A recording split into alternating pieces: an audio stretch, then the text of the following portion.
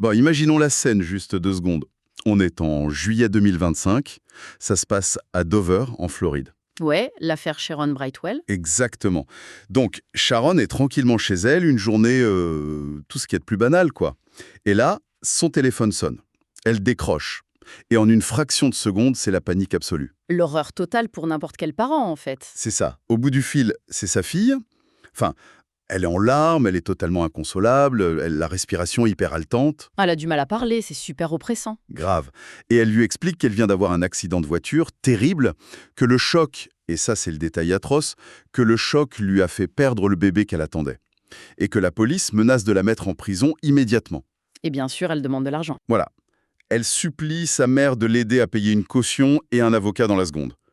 Et la voix, elle sanglote, elle s'étouffe, elle prend toutes ces petites intonations hyper familières. Pour Sharon, c'est une évidence absolue, biologique. C'est sa fille. Il n'y a aucun doute dans sa tête à ce moment-là. Aucun. Du coup, elle s'exécute immédiatement. Elle vide ses comptes et elle remet 15 000 $ en liquide à un courrier qui aurait été envoyé par le tribunal. Et le pire, la vraie tragédie dans cette histoire, c'est que Sharon, sur le coup, elle a vraiment cru sauver son enfant. C'est seulement après, quand l'urgence retombe dans le silence de son salon, que la réalité frappe. Ouais, parce qu'elle appelle sa vraie fille sur son lieu de travail, et là, surprise, sa fille décroche.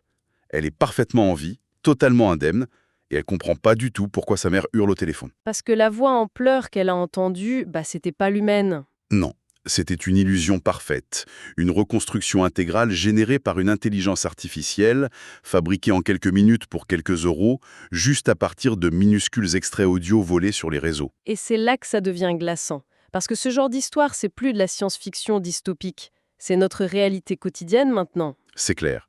Et c'est exactement ce qui nous a poussé à rassembler une vraie montagne de documents aujourd'hui.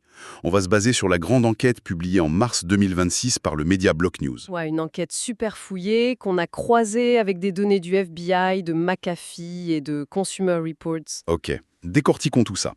Parce que cette convergence de sources, elle dresse un portrait franchement flippant. On parle plus d'une petite arnaque de niche sur Internet, là. Non, on parle de la menace criminelle qui a la croissance la plus fulgurante au monde. Les chiffres du FBI et de Block News, ils montrent une augmentation vertigineuse de 680% en une seule année. 680%. C'est démentiel. En fait, la fraude numérique classique, genre le faux email mal orthographié de la poste ou le SMS un peu suspect, c'est en train d'être complètement remplacé. Ouais, par une attaque beaucoup plus insidieuse, parce qu'elle utilise vraiment le vecteur le plus intime qu'on ait, notre voix.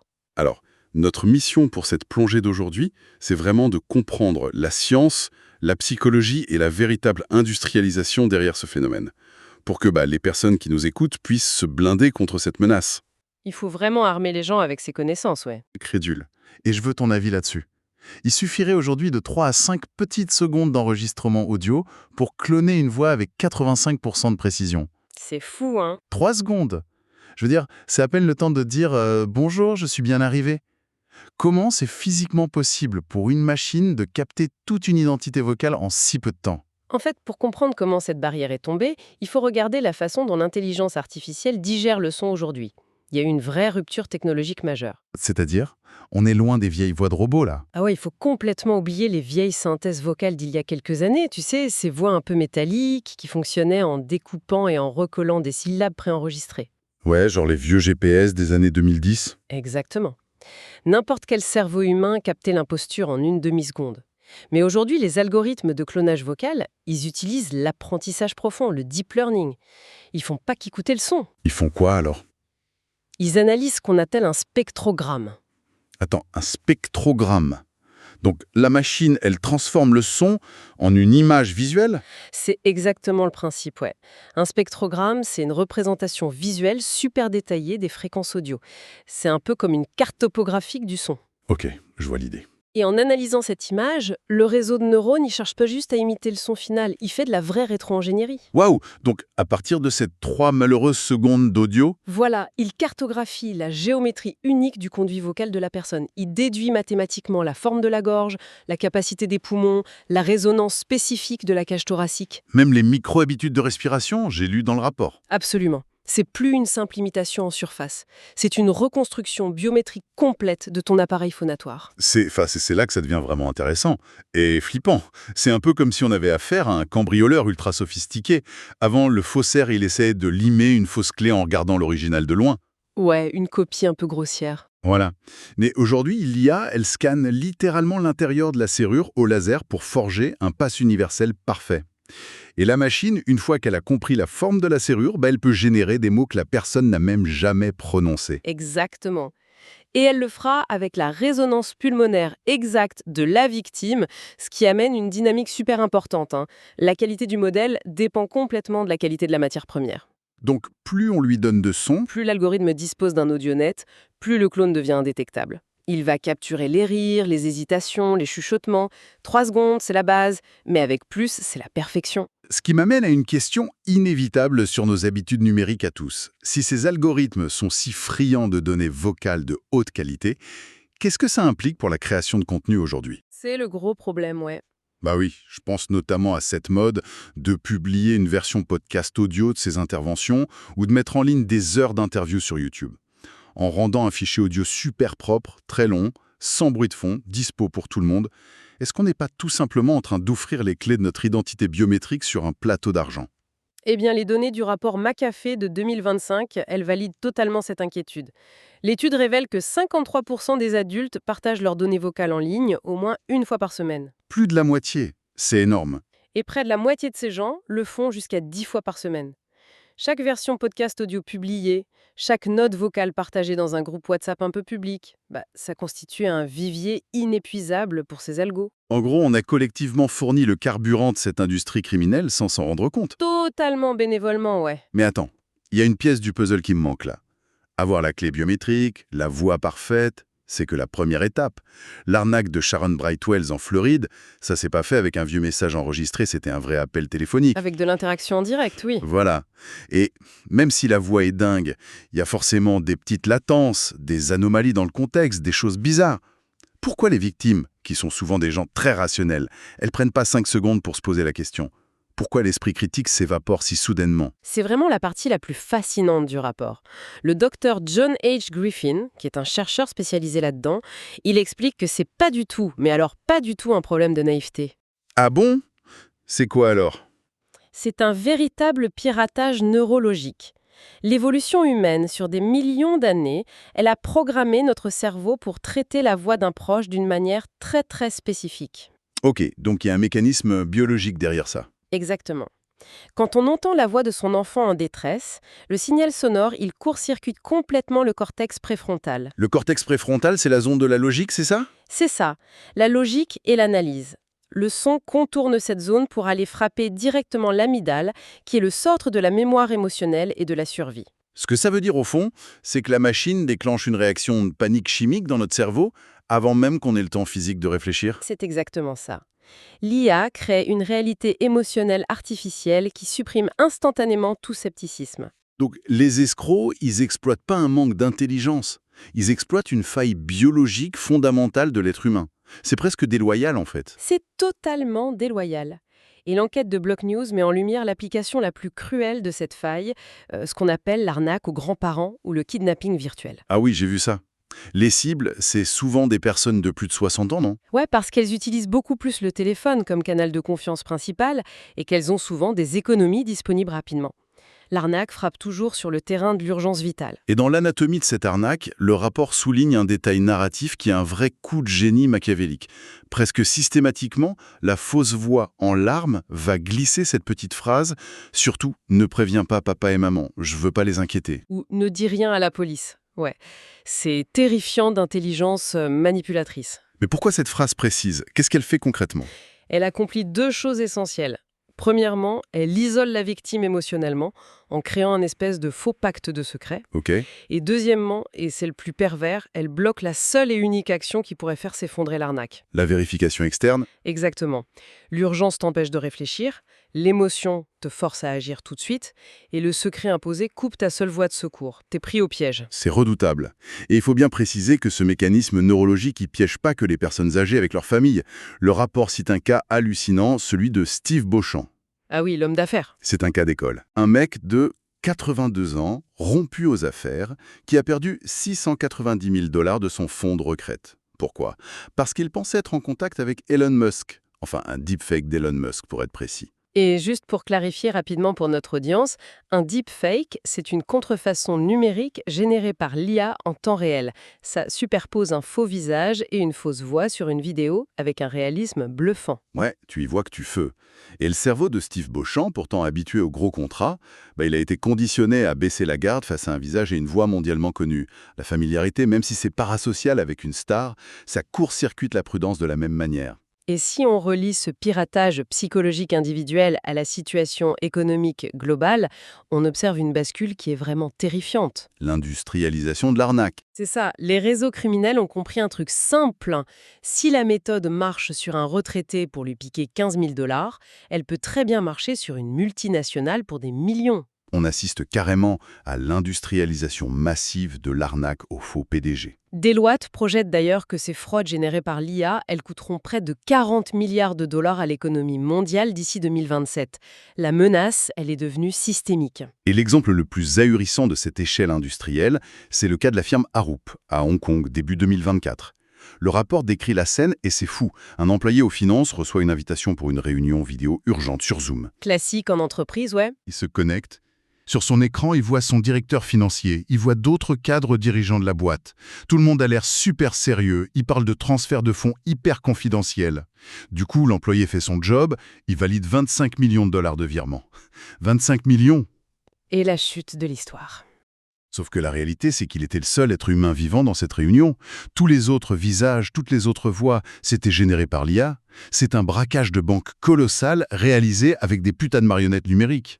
Et le pire, c'est que la techno, elle évolue à une vitesse affolante. 1 an plus tard, en mars 2025, à Singapour, un autre directeur financier a été ciblé dans une configuration similaire. Pour combien cette fois? Près d'un demi-million de dollars volatilisés. Mais avec une sophistication effrayante. Et cette fois, les deepfakes réagissaient en temps réel. Genre, ils interagissaient vraiment avec lui. Ouais. Les faux dirigeants pouvaient répondre à ces questions imprévues, hocher la tête quand ils parlaient, ils simulaient même une respiration naturelle. Mais c'est diabolique. Les criminels savaient pertinemment que les protocoles de sécurité exigent une vérification visuelle par appel vidéo pour les gros montants. Exactement. Ils ont pris l'outil de sécurité de l'entreprise et ils l'ont transformé en arme d'attaque absolue. C'est vraiment la partie de l'enquête qui me rend fou. On pourrait penser, naïvement, que pour orchestrer un braquage digne d'un film de SF comme ça, il faut des logiciels obscurs codés par des hackers russes et vendus sur le dark web pour une fortune. C'est ce qu'on croyait tous, oui. Mais pas du tout. L'enquête de Block News, elle révèle que les outils nécessaires sont publics, commerciaux et presque gratuits. Le rapport pointe du doigt des plateformes comme Eleven Labs. Leur abonnement Creator, qui permet le clonage vocal avec juste quelques secondes d'audio, ça coûte 22 €, le prix de 2 pizzas. 22 € pour avoir la capacité de cloner n'importe qui. Et Consumer Reports a fait une grosse évaluation de l'industrie en mars 2025. Sur 6 plateformes majeures, genre PlayHT, Speechify, Lovo, la majorité n'offre qu'une protection dite d'auto-attestation basique. Ouais, et il faut bien qu'on définisse ce terme d'auto-attestation basique pour que tout le monde comprenne la blague. Vas-y, explique. En langage clair, ça veut dire que la seule barrière de sécurité de la plateforme, c'est une petite case à cocher sur l'écran avant de lancer le clonage. La fameuse case des conditions d'utilisation que personne ne lit. Exactement. Une case qui dit grosso modo « Je certifie sur l'honneur avoir le droit légal et le consentement pour cloner cette voix ». Il n'y a aucune vérification d'identité, aucune demande de preuve, rien. Mais c'est aberrant. C'est littéralement comme si on vendait des explosifs de qualité militaire en libre service au supermarché et qu'au moment de passer à la caisse, la caissière demandait juste à l'acheteur de signer un post-it disant « Je jure de ne rien faire sauter aujourd'hui ». C'est une super analogie, c'est exactement ça. Et le rapport pointe un fait encore plus troublant. Certaines de ces entreprises font ouvertement la pub de leurs outils pour faire des farces, des pranks téléphoniques. Ils banalisent totalement la technologie, quoi. Voilà. Comment on en est arrivé là si vite ? Le basculement, il s'est opéré par la nature même du développement de logiciels. C'est-à-dire, ça a changé si vite que ça ? Ah oui. En 2019, faire un deepfake audio crédible, ça nécessitait des fermes de serveurs énormes, des semaines de calcul, des ingénieurs ultra qualifiés. Ok, donc c'était hors de portée du criminel de base. Complètement. Mais entre-temps, des modèles fondamentaux développés par des chercheurs ont été publiés ou carrément fuités en ligne. La communauté open source s'en est emparée et les a optimisés à l'extrême. Et donc aujourd'hui? Aujourd'hui, un algorithme de clonage vocal, ça n'a plus besoin d'un super ordinateur. Ça peut tourner localement sur la carte graphique d'un simple ordinateur portable grand public. Les criminels ont même plus besoin de s'abonner pour 22 €. Ils téléchargent des logiciels gratuits et ils les font tourner chez eux, hors de toute juridiction. D'où le contraste hyper frappant souligné par l'enquête. D'un côté, on a des géants comme OpenAI qui restreignent drastiquement l'accès public à leur propre modèle, Voice Engine. Ouais, parce qu'ils jugent le risque d'usurpation d'identité beaucoup trop élevé pour la société. Exactement. Et de l'autre, on a tout cet écosystème florissant de plateformes commerciales laxistes et de logiciels open source qui laissent la porte grande ouverte. Et le temps que la justice comprenne ce qui se passe, le mal est déjà fait. Surtout que la complexité juridique, elle est internationale. L'enquête montre que les réseaux qui opèrent ces fraudes, ils sont souvent basés en Asie du Sud-Est ou en Afrique de l'Ouest. Donc intouchable en gros. Ils utilisent des infrastructures décentralisées. Tracer l'argent et démanteler les serveurs, c'est un vrai cauchemar pour Interpol. Et pendant ce temps-là, l'impact local chez nous est dévastateur. Oui, parlons de la France un peu, parce que le phénomène explose carrément sur notre territoire. La plateforme cybermalveillance.gouv.fr et la CNIL, elle tire la sonnette d'alarme depuis des mois. Le schéma de l'arnaque aux grands-parents, il fait des ravages absolus dans les familles françaises en ce moment. Et les escroqueries aux faux PDG, elles ciblent avec une précision chirurgicale nos PME locales, des boîtes qui n'ont pas forcément les armées d'auditeurs ou la cybersécurité des multinationales. Ce qui nous amène à la vraie question cruciale de ce décryptage. Comment on se défend? Si la tech ne met pas de garde-fou et que la police ne peut pas arrêter les attaques, on fait quoi concrètement? Le rapport de Block News, qui a été validé par les forces de l'ordre, il arrive à une conclusion fondamentale. La seule défense viable aujourd'hui, elle n'est pas technologique, elle est comportementale. Il faut changer nos habitudes, ouais. C'est ça. Il y a 3 grandes lignes de défense. La première, c'est l'instauration d'un mot de code familial. Chaque famille devrait s'asseoir autour d'une table et convenir d'un mot complètement absurde, introuvable sur les réseaux sociaux. Un truc genre citrouille bleue. Ok. La consigne est super simple. Face à tout appel d'urgence d'un proche qui demande de l'argent, on exige ce mot de code. Si la personne au bout du fil l'a pas, l'appel est un faux. Terminé. Alors, attends, je dois faire une petite pause ici. Le mot de passe familial. Sur le papier, c'est super beau. Mais soyons pragmatiques 2 secondes. Vas-y. Si je reçois un appel et que j'entends mon frère hurler de douleur après un accident grave, mon cerveau reptilien, comme on disait tout à l'heure, il prend le contrôle absolu. Je vais pas lui répondre froidement « Halte là, quel est notre mot de passe secret ?» C'est clair. C'est presque demander à un être humain en état de panique d'agir comme un putain d'algorithme. C'est extrêmement difficile en situation réelle.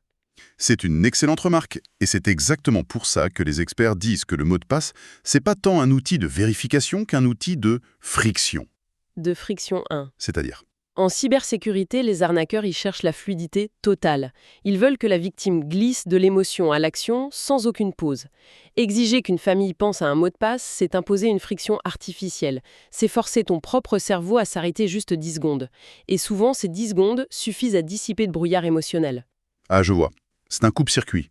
Exactement. Mais bon, si le mot de passe échoue, la deuxième règle de défense est non négociable. C'est le rappel direct. C'est-à-dire, on coupe la communication initiale. Précisément. Si tu reçois un appel urgent, même si ton écran affiche le vrai numéro de ton proche, parce que oui, les numéros d'appelant, c'est trivialement falsifiable aujourd'hui, la règle stricte, c'est de ne jamais agir sur cet appel entrant. Jamais. Tu raccroches, directement.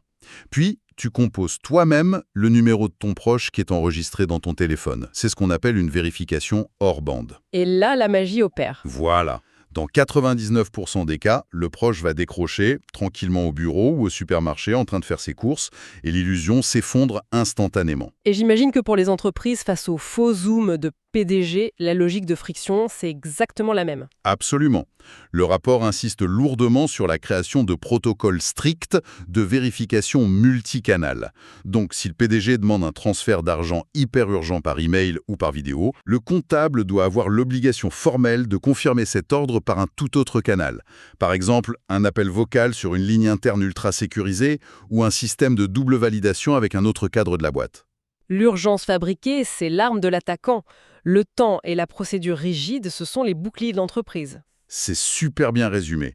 Enfin, la dernière recommandation du rapport, et ça boucle parfaitement avec notre discussion du début, ça concerne notre hygiène numérique globale et la réduction de notre exposition vocale. c'est là qu'il faut vraiment insister sur le danger spécifique de la version podcast audio dont on parlait. Mais carrément, publier des discussions professionnelles ou personnelles d'1 heure en haute définition sur le net, c'est offrir aux algos le spectre complet de tes émotions, de tes intonations, de tes rires. C'est une fuite de données biométriques totalement volontaire. Exactement. Et il va vraiment falloir repenser notre rapport à la création de contenu public. Tout le monde n'a pas besoin d'avoir sa voix en qualité studio, dispo en libre accès. Si on doit tirer une grande conclusion de toute cette enquête de Block News, elle est d'une clarté redoutable en fait. Le clonage vocal par IA, ça représente un changement de paradigme criminel majeur. Ils ont changé de cible. C'est ça. Les escrocs, ils cherchent plus à pirater des serveurs informatiques ultra sécurisés ou à casser des chiffrements complexes à 256 bits. Ils ont compris que l'infrastructure la plus vulnérable de notre société, c'est pas le réseau informatique, c'est la confiance humaine. Cette confiance viscérale, presque aveugle, qui relie une mère à sa fille ou un employé fidèle à son boss. C'est cette infrastructure-là qui est attaquée aujourd'hui. Et c'est précisément ce qui rend cette menace si dévastatrice, tu vois. Elle empoisonne les relations humaines elles-mêmes. D'ailleurs, rappelons vite fait qu'en France, on a un vrai filet de sécurité. En cas de doute ou si vous êtes malheureusement victime d'une attaque, la plateforme cybermalveillance.gouv.fr est la ressource centrale. Ils ont un numéro gratuit, c'est ça, si? Ouais, le 0805 805 817. C'est hyper important de ne pas céder à la honte si on se fait avoir. Le silence des victimes, c'est littéralement ce qui fait prospérer ces réseaux criminels. Faut en parler autour de soi, sensibiliser ses parents, ses grands-parents. Totalement. Bon, on a commencé cette exploration avec l'histoire glaçante de Sharon Brightwell en Floride. Et en refermant ces rapports, il y a une perspective un peu vertigineuse qui s'impose à moi. Dis-moi. Mais depuis l'aube de l'humanité, Louis, c'était notre boussole de sécurité ultime. Entendre la voix d'un membre de la tribu dans la nuit, ça signifiait qu'on était en sécurité. C'était la preuve irréfutable de notre identité, bien avant les cartes d'identité ou les mots de passe. C'est vrai, c'est profondément ancré en nous. Et si 3 secondes d'audio et 22 € suffisent aujourd'hui à détruire cette certitude millénaire, Ça fait froid dans le dos. ouais. Devrons-nous bientôt utiliser des signatures cryptographiques numériques sur nos propres téléphones pour chaque banal appel du dimanche après-midi, juste pour pouvoir prouver à notre propre mère que c'est bien nous au bout du fil? C'est une sacrée question. C'est clair. Et c'est une question sur laquelle on a tous vraiment intérêt à réfléchir, et très très vite.